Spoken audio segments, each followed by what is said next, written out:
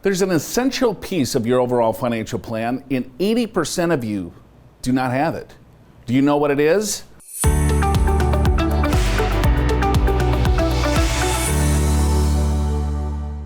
Let's keep wealth in your family. There's been a lot of famous people that have passed away. Prince, Roger Nelson, right? He's one of my favorite artists, did not have an estate plan. Can you believe that? With the millions of dollars that he had, he did not have a simple estate plan. $30 trillion are going to pass to the next generation. That's you. You have wealth. I don't care if you have $10 or $100 million. Do you know the impact, if you were to pass away, what that does to the overall wealth? Here's the big one, is that 18% of people, so over 80% of people, do not have the proper elements of an estate plan. I know no one wants to talk about our death, our demise, but this can be enlightening. If you do the right steps, you check all the boxes to make sure that when you do pass, that your family's not worried. First things first, trust or will? Which one's better? Which one's appropriate for you? Second is a healthcare directive. I think in most cases, the last two, healthcare directive and powers of attorney, are a lot more important for most of us than potentially even a will or a living trust. Because when you pass away, you're gone, you're dead, right? But when you're sick or hurt or injured, guess what? Bills still need to be paid, right? Things still need to be taken care of in the overall financial house. So when you look at the most important, they're all super important, but I think most people focused here when they should be maybe focusing down here, Al. Well, I think so too. And when you look at the studies, about half of us have a will, which means half of us don't, which is not good. So in a will, you should have your basic personal information, your name, address, things of that sort. Your executor's name. Who's an executor? That's who takes care of your estate after you pass away.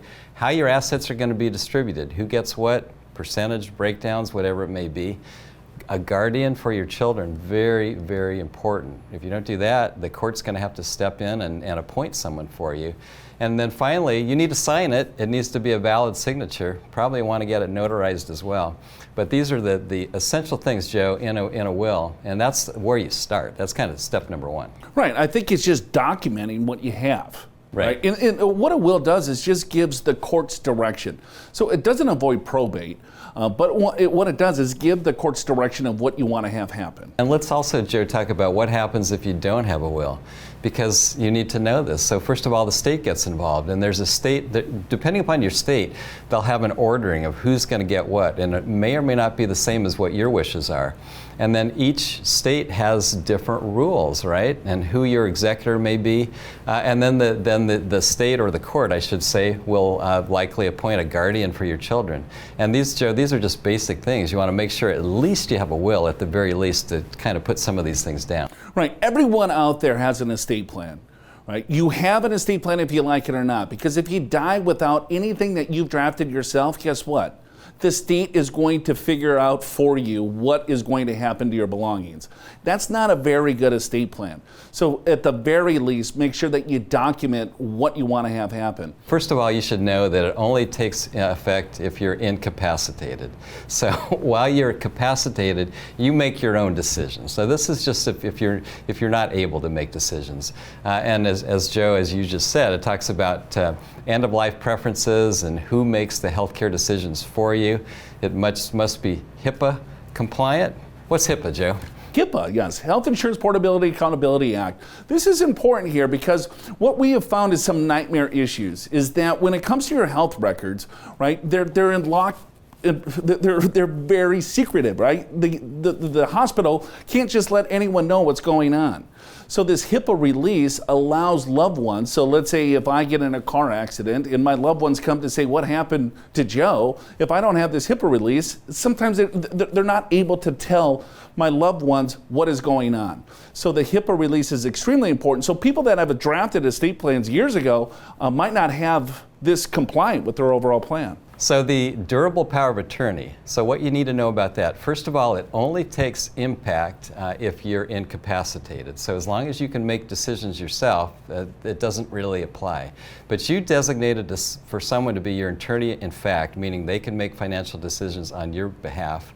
And they can make legacy-related decisions as well. So obviously when you do a durable power of attorney, you want to have somebody that you trust, hopefully a family member. Hey, we got a gift for you. You know, there's a lot of stuff that we're throwing out at you, and one of the easiest things to do is just start here. We got an estate planner organizer for you, right? So everything that we're talking about on today's show, you can get your ducks in a row. You can start taking a look and start thinking about things. Who do I want to be my power of attorney for healthcare, right? Who's going to take care of the bills? Who's going to be the guardian if I have younger children? Who's the successor trustee if I have a living trust, and everything else in between? This is our estate planning organizer. This is our gift to you today. Go to yourmoneyorwealth.com. Click on that special offer to get yours. Are you prepared for retirement? Schedule a free financial assessment with an experienced financial professional right online at purefinancial.com.